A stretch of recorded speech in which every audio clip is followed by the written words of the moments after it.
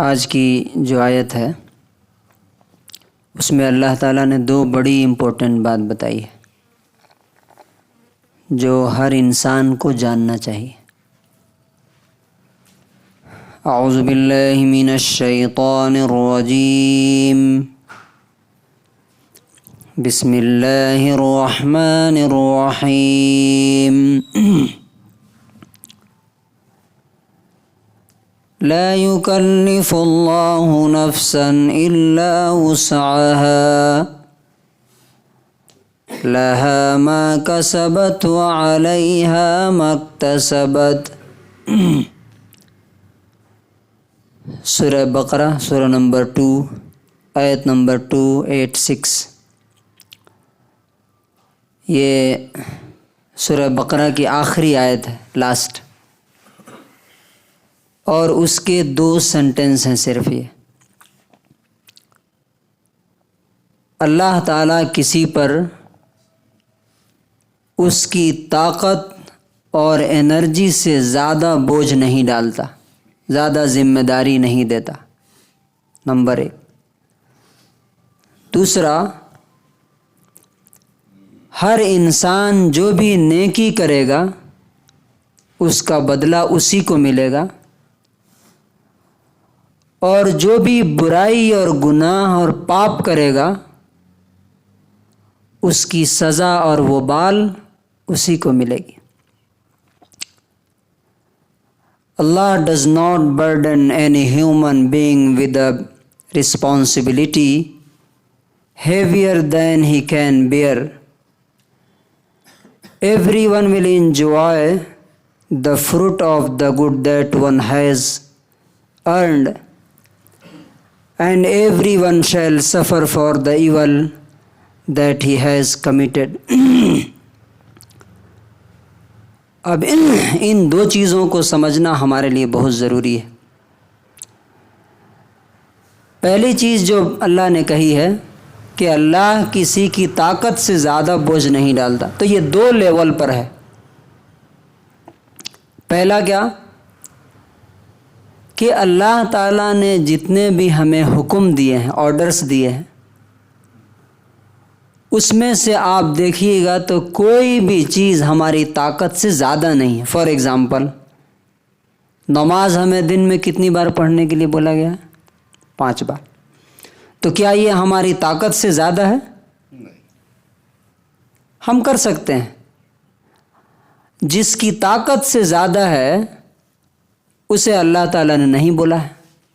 For example, اگر کوئی بستر پہ پڑا ہوا ہے تو اسے یہ نہیں کہا گیا کہ تم مسجد میں آؤ، بلکہ اسے کہا گیا کہ لیٹے لیٹے تم اشاروں سے پڑھ لو۔ تو یہ طاقت سے زیادہ ہے۔ سال میں 1 منتھ کا روزہ فاسٹنگ کیا انسان کی کیپیسٹی سے باہر ہے؟ نہیں ہے۔ 1 لاکھ میں 2500 زکوٰۃ، 100 میں 2.5 روپے، کیا یہ مشکل ہے؟ طاقت سے زیادہ ہے۔ اب کوئی کہتا ہے کہ نہیں مجھ سے تو نہیں ہوتا، یہ کاروبار ہے، وہ دھندے ہیں، اس کا مطلب صرف یہ ہے کہ وہ اللہ تعالیٰ کو یہ بتانا چاہتا ہے کہ آپ نے میرے سے پوچھ کر کے کیوں نہیں اور کم کر دیا، اور وہ اپنے آپ کو دھوکہ دے رہا ہے، اللہ تعالیٰ کو بھی دھوکہ دے رہا ہے۔ لیکن اللہ تعالیٰ کو کوئی کیا دھوکہ دے گا؟ دوسری چیز آپ دیکھیے، یہ تو عبادت کے معاملے میں ہو گئی۔ اللہ تعالیٰ نے جو مصیبتیں ہمارے اوپر ڈالتا ہے، جو پریشانیاں آتی ہیں، فار ایگزامپل بیمار ہو گئے، فار ایگزامپل کاروبار ڈوب گیا، کوئی بھی کسی طرح کی ہمارے جسم میں، ہمارے مال میں یا اولاد میں، اللہ تعالیٰ کہتا ہے یہ بھی تمہاری طاقت اور پاور سے زیادہ نہیں ڈالتا ہوں میں۔ مجھے معلوم ہے کہ کون کتنا بیئر کر سکتا ہے، سہ سکتا ہے۔ اگر کوئی یہ کہتا ہے، اب یہ چیز نہ سمجھنے کی وجہ سے معلوم کیا ہوتا ہے، شیطان یہ دماغ میں خیال ڈالتا ہے، اب بہت سے لوگوں کو دیکھیں گے اب تو ہم سے برداشت نہیں ہو سکتا، اب تو ہم مر جائیں گے۔ کیوں؟ اس کے پیچھے ایک سائیکالوجی ہے۔ کیا ہے؟ کہ جب آپ کسی چھوٹی چیز کو بڑا کر کے اپنے دماغ میں دیکھیں گے تو وہ چیز بڑی ہو جاتی ہے. لیکن کوئی بڑی سے بڑی چیز کو آپ بولیں گے کہ نہیں نہیں یہ تو چھوٹی چیز ہے، تو یہ ریسرچ یہ کہتی ہے کہ یہ وہ چیز انسان کے لیے بہت معمولی اور ہلکی ہو جاتی ہے. تو شیطان چھوٹی چیزوں کو بڑا بنا کے پیش کرتا ہے تاکہ انسان اس کے سامنے جھک جائے، سرنڈر کر جائے، ختم ہو جائے. جو لوگ سوسائڈ کرتے ہیں وہ یہی کرتے ہیں. شیطان ان کے دل میں یہی ڈالتا ہے کہ بس اب جینے کا کوئی فائدہ نہیں، حد ہو گئی، اب سے برداشت نہیں ہوتا مجھ سے. لیکن اللہ تعالیٰ کیا بولتا ہے؟ اب میں آپ کو ایک ایگزامپل دے کے بتاتا ہوں. فار ایگزامپل یہ بلڈنگ ہے، جس نے بنائی ہے، جو فاؤنڈیشن ڈالا ہے، اس کو معلوم ہے کہ نہیں کہ اس پر کتنا چھت ڈال سکتا ہوں میں؟ 1 2 3. کیا آپ سوچ سکتے ہیں کہ کوئی عقل مند انسان جس نے اس بلڈنگ کا فاؤنڈیشن ڈالا ہو 1 منزل کے لیے اور اس پہ 4 منزل بنا دے گا، 4 اسٹوری بنا دے گا؟ کبھی نہیں کر سکتا وہ. تو جس خدا نے ہمیں بنایا ہے، ہمارے دماغ کی صلاحیت جانتا ہے، ہمارے جسم کی صلاحیت جانتا ہے، وہ ہم پر ہماری طاقت سے زیادہ بوجھ کیسے ڈال سکتا ہے؟ نہیں ڈال سکتا. ہم اپنے بچے پر ایک اور ایگزامپل دیتے ہیں. ہمارا ایک بچہ ہے، ہم جانتے ہیں کہ یہ 10 kg اٹھا سکتا ہے. کیا کبھی ہم اپنے بچے پہ 50 kg ڈال سکتے ہیں؟ ڈال سکتے ہیں کیا؟ نہیں ڈال سکتے ہیں. تو اللہ تعالیٰ کیسے ڈال دے گا؟ نہیں ڈال سکتا. تو یہ 2 چیزیں ہو گئی، ایک عبادت اور دوسرا جو مصیبتیں آفتیں آتی ہیں ان کے متعلق. اب ایک تیسری چیز بھی ہے جس کو سمجھنا ضروری ہے. وہ کیا ہے؟ ہماری فیملی لائف، ہمارا گھر، ہماری صحت، ہماری ایجوکیشن، اس میں بھی ہمیں یہ سمجھنا چاہیے کہ اللہ تعالیٰ نے ہماری طاقت سے زیادہ بوجھ نہیں ڈالا ہے، اور اسی کی وجہ سے لوگ زیادہ پریشان ہیں، حرام خوری میں چلے جاتے ہیں. فار ایگزامپل میں کرائے کے گھر میں رہ سکتا ہوں 5000 کے کرائے میں.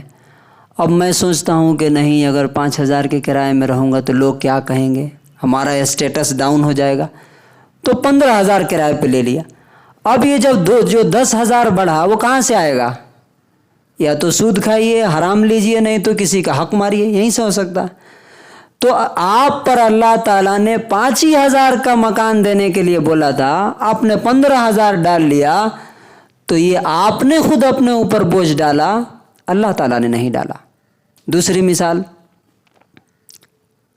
میرا بچہ ایسے اسکول میں پڑھ سکتا ہے جہاں پہ میں 2,000 فیس دے سکتا ہوں فار ایگزامپل.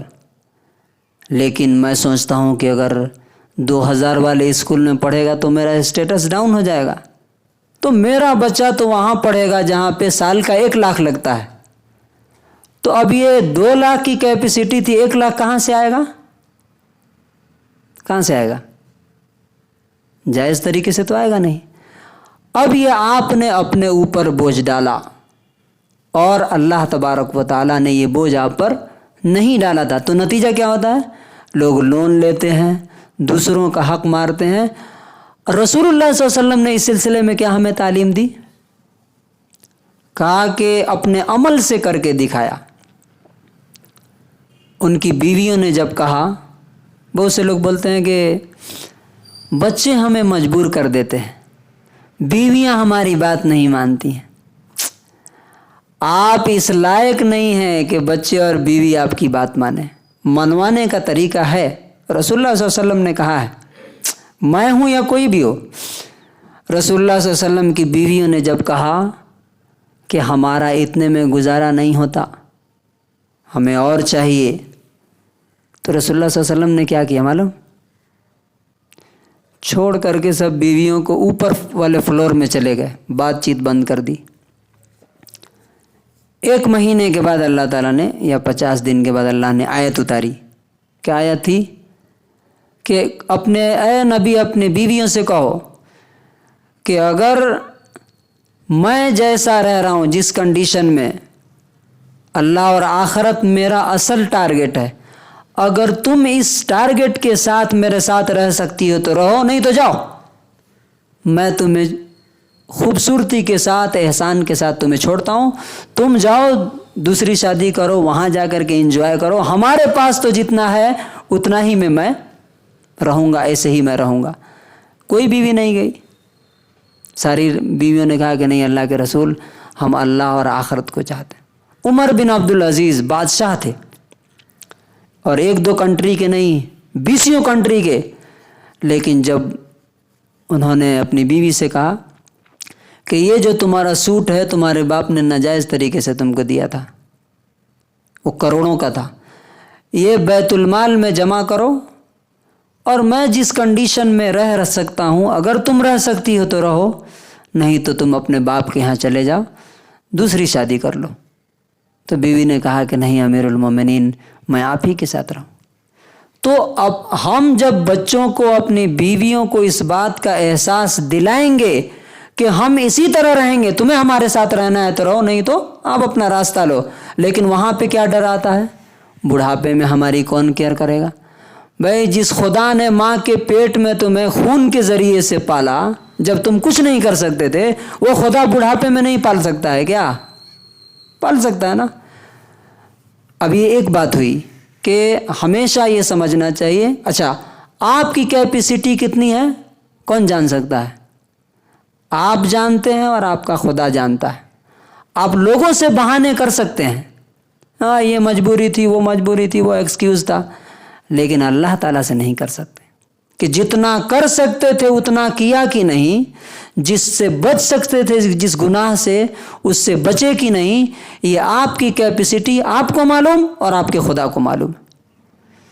تو آج ایک ہی سینٹنس رہے گا انشاءاللہ, باقی کل ہم بتائیں گے کہ ہمیں جتنا اللہ نے ہمیں دیا ہے, جو طاقت دی ہے جسمانی, فزیکل, مینٹل, اسی کے حساب سے اللہ تعالی ہمیں ذمہ داری بھی دیا ہے, اور اسی کے حساب سے قیامت کے دن ہم سے اللہ تعالی سوال کرے گا.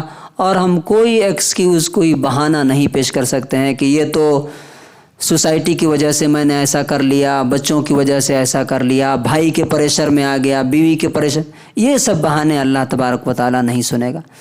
اللہ تعالیٰ سے دعا ہے کہ اللہ تعالیٰ ہمیں اپنی طاقت اور قوت کے حساب سے صحیح طریقے سے زندگی دین کے مطابق گزارنے کی توفیق نصیب فرمائے. سبحان اللہ و بحمدہ.